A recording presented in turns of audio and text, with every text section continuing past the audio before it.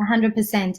And, you know, you mentioned the relationship between the people and the government, and something that's actually happened during our conversation now, actually a few days before now, is that the government told people that there's going to be load shedding, stage 4 load shedding, without much notice. And actually, Qondiswa has just experienced load shedding, and it was unscheduled. So thank you so much for making time to come back and like finding a way to reconnect into this call, especially because it wasn't something you expected. What I would like to know from you, Qondiswa, because I know you were deeply involved with Fees Must Fall, and of course, please give me any commentary about the load shedding experience too, if you would like to. But I want to know more about how that was like during the Roads Must Fall movement, because it was one of the first youth-led movements, where there wasn't one single clear leader, which was something that we were used to before Roads Must Fall came about. So how was that experience? And of course, please let me know how you're feeling about the load shedding. Yeah. So I'm actually going to come at this from a very different angle, and feel free in the edit to cut me out. So I actually just read a Facebook post today, like about an hour before I hopped onto this call, and somebody posted, "Oh, it's so funny. Some of us are using Roads Must Fall and Fees Must Fall as a CV accreditation." And now people are commenting on this thread. People are saying lots of different things. Oh, why not? You know? And some people are like, eek. And then the funny thing was that then somebody comments and says, those same people using it as CVs, saying that they were, you know what I mean, in the helm of Roads Must Fall, are the same people who will say that it was a leaderless movement. And that is the contradiction of Roads Must Fall. And I cannot do anything but speak from a contradiction. There's no rosy story. And just from, I'm so sorry that I missed you, homie, but I was hearing you say that Roads Must Fall, it's something that needs to come back, and and there's a sentiment that I want to kind of hop off of, that I think that you're carrying, which is that the culture of student movement and the culture of student uprising and resistance, right, is something that we need to solidify, right? And I don't know what that is, whether that's about speaking across the country, about speaking across the Atlantic or across the Pacific, or, you know, what that is, and about understanding that the things that we are already doing, the struggles that we're already involved in, right, are themselves the struggle, and that there is a collective and there is a movement, and Roads Must Fall was one rupture in a long history of movement, and that since the birth of humankind, right, since the birth of systems, there have been resistance, and that we are part of this history. But Roads Must Fall, I don't think it's coming back, friends. It's not coming back. And not to say it was a self-contained moment. It's not to say that. But that, have we not moved a little bit? Have we not grown from? Have we not morphed some things? Have the politics and the global politics and the pandemic politics, right? And the Afrophobic politics and the, you know, and these things that have happened since 2015, 2016, 2017, since Fees Must Fall. The fact of the fees having been announced that they're right, in the same way that Cyril, just before he got elected, thank you for talking about elections, Mbali, unlike you, I don't believe in voting, but that's a story for another day.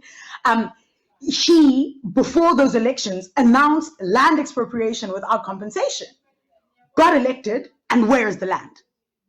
Okay, so we have something else needs to happen always, but also for me is that something is always happening, and we just need to understand that there is no center, there is no traditional understanding of a nucleus of revolt. There is no vanguard, and RNF doesn't need to come back because we don't need a vanguard, right?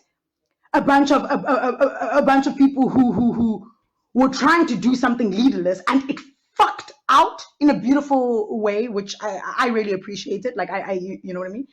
But that there's something else that's happening now, and I'm much more interested to see. I kind of feel like I may be the oldest person on this thing, like with Didi and yeah, RMF stuff.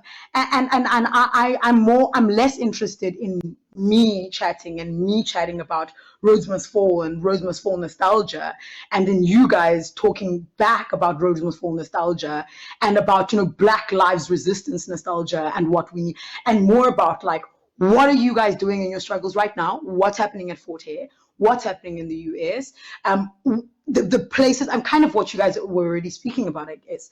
But the particularities, the specifics of the struggles. What does it feel like when you go to a protest now? Have you been to protests now? Who are you speaking to? Who should we be connecting to?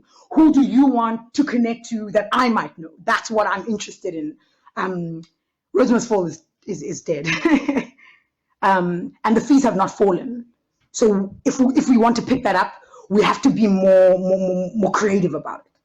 I'm gonna this because I'm in a similar position to you, because I was there as well during Roads Must Fall. I took to the streets as well. I went to Parliament, and I'm kind of like, okay, what now? That happened, and it's wonderful that it unfolded as it unfolded, and it taught us the things that it needed to teach us when it did. But we're in a new space now. We're living in a global pandemic right now. There's people fighting to be in residences at universities, people fighting to not be forced to come back to school to attend things in person. What does that mean? How does the intersection of, being low income, living in a global pandemic, having access to academic institutions, etc., kind of all come together? One of the big things during Roads Must Fall and after Roads Must Fall that have been a continued conversation is this difference between how the sentiment around a protest will be received if it's coming from a predominantly white institution versus a predominantly Black institution. I remember during Roads Must Fall, Fees Must Fall, and a lot of other student movements, the attention that UCT would get as opposed to, for instance, University of Western Cape was vastly different. And a lot of that had to do with proximity to whiteness. Mihla, you attend a historically Black institution, and University of Fort Hare, I would say we don't hear as much about University of Fort Hare, maybe because it's not as sexy to talk about University of Fort Hare. It's easier to talk about University of Cape Town, etc., and other institutions that are elite. But I want to know from you, what is the difference, and how do you feel going to a historically Black institution, and where does the Roads Must Fall conversation come in? What's happening right now? Because that's a very different experience to what, for instance, Qondiswa experienced and Mbali would experience. And what's happening now, post Roads Must Fall? Coming from the University of Fort Hare, when we're having a movement, or maybe we decide that we must embark on a struggle, it's always the case that we don't get much attention as other institutions do. So that is still what is there. So Tina, when we're having a protest, we need to use Twitter, we need to write to various media houses, we need to beg in order for them to come to Fort Hare and publicize what is happening at Fort Hare. It's still there and it doesn't sit well with us, but one thing that I would like to comment about our other institutions is that we've been getting so much assistance from comrades from different universities, because they understand the pain that we are going through. They understand the revolution of the University of Fort Hare and other historical disadvantaged institutions. But there's nothing much that I can say in relation to that. It's still the same. We don't get much attention when we're having protests. Our struggles are not publicized, and at times many people would say that no, Fees Must Fall started here, but we know that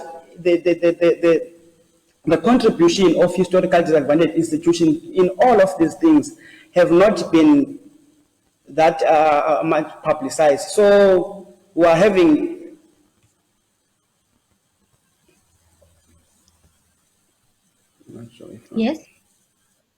Yes, we can still hear you.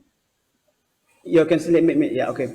So I'm saying that we don't get much publicity when it comes to our struggles from the historical disadvantaged institutions. So it's something that we don't care much about, but we are still on the streets when there's injustice. We do confront it, irrespective of getting publicity or not. It's not about the publicity. It's about having to fight for what is due to us. Is having to fight for what we know is due to us. So it's not about the publicity to us, and we've had to live with that as students from WUSU, Forte, and other historical disadvantaged institutions.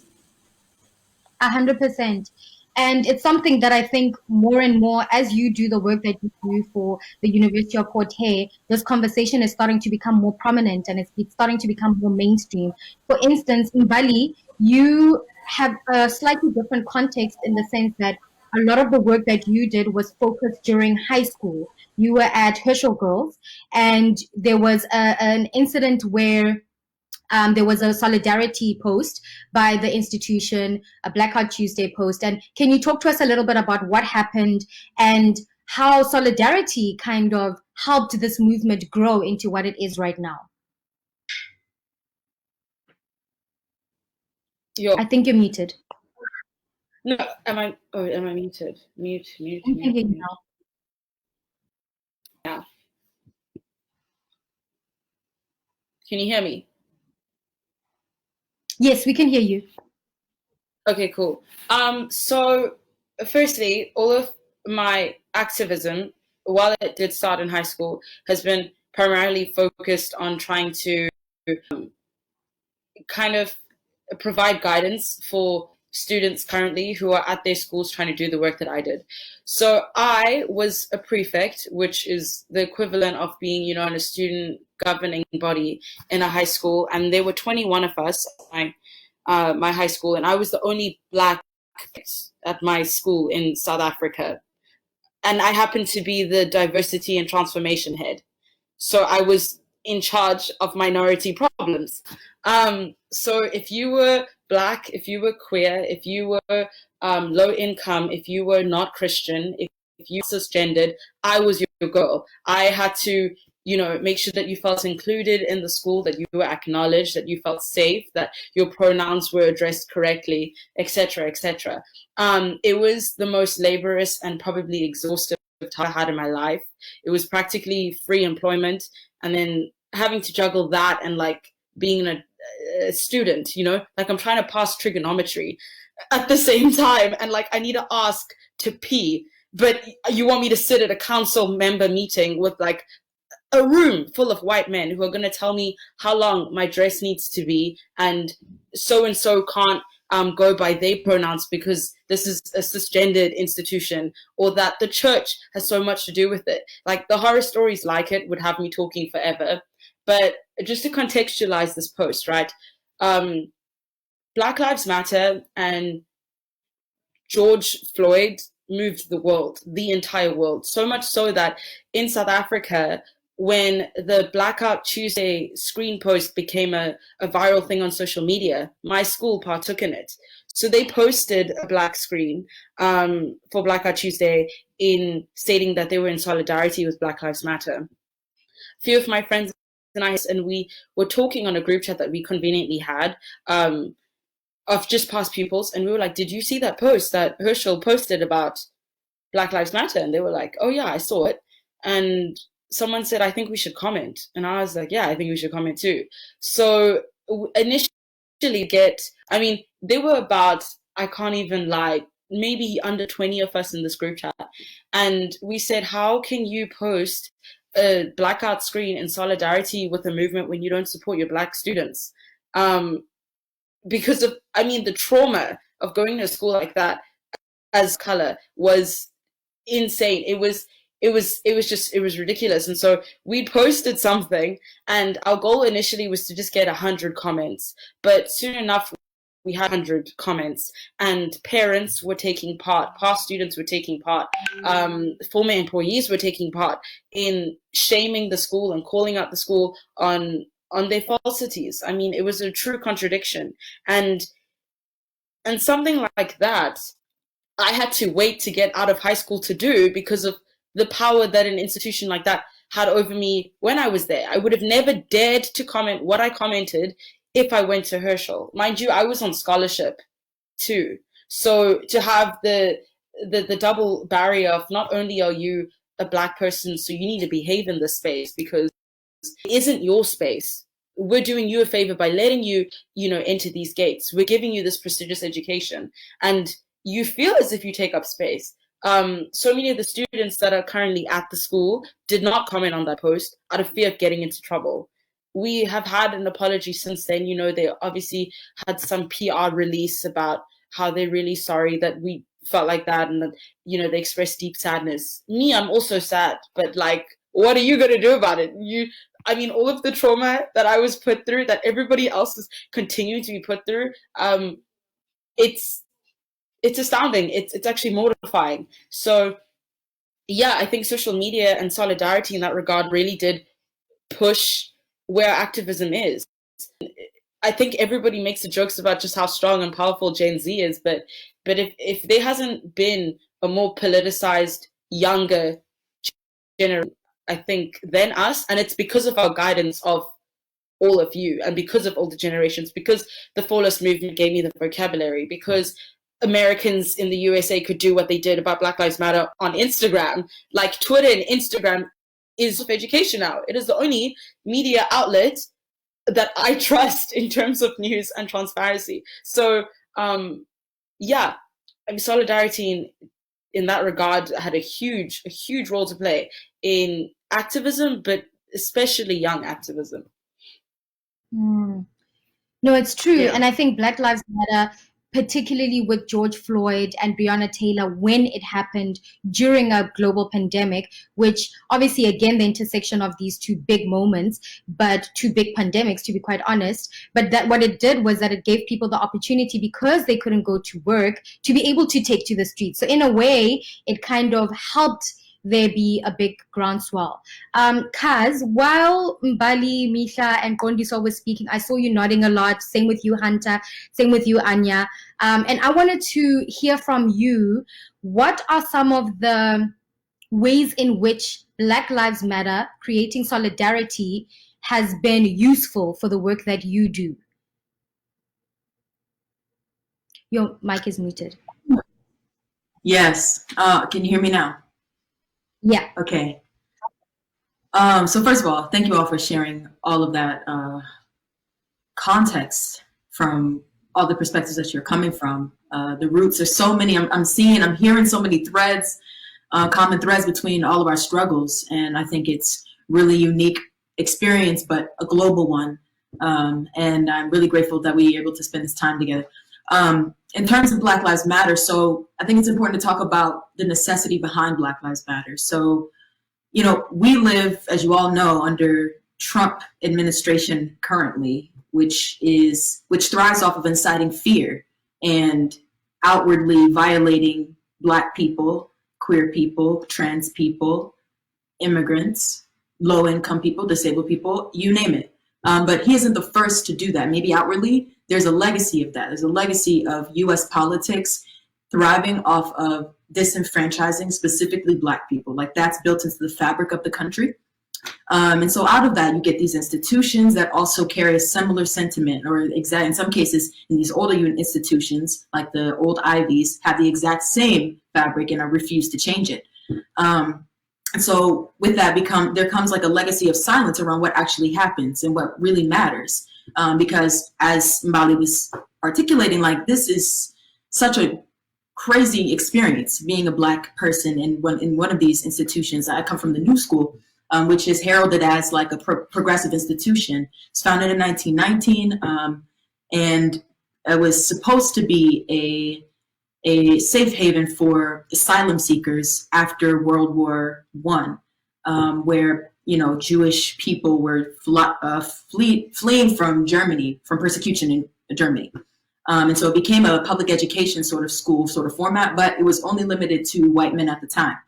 And so then slowly over the centuries, we start incorporating women, and we start incorporating Black people, and then we start incorporating women. We start to sort of see a shift in what access to education looks like. Meanwhile, on the flip end, on the outside of the institution, we have all this violence persisting against Black people on a day-to-day basis. And there's a legacy of that. There's a legacy of struggle. I know many of us are familiar with the Black Panthers, with the civil rights movement, just that era of politics and young people coming together really challenge the narrative of what an institution can look like and what access to education looks like, and called for an immediate end to violence against Black bodies. So with that all being said, we now have Black Lives Matter, which, again, I'm going to talk about labor in a second, because I think that's a fantastic point that Mbali brings up about where all of this work falls. And it tends to fall on Black queer women,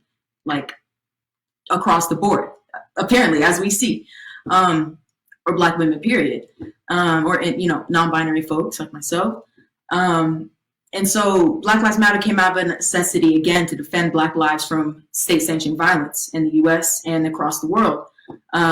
But I've been thinking now in this conversation, with that context, what it means to be an organizer in that space. Going back to 2015, 2016, I was at a PWI.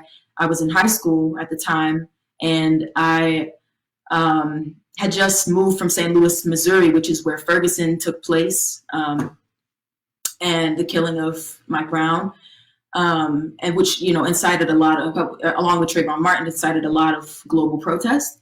And so living in that context really, really sparked a lot of questions in my mind, questions about what my school was doing to us, like questions around the silence that I was hearing, this very glaring silence that I was hearing in the institutions where I'm expected to come to class, expected to, fire off of all of this experience as a Black person for other people's entertainment, for other people's lessons, Meanwhile, I'm grieving my people being shot up like dogs. You know what I mean?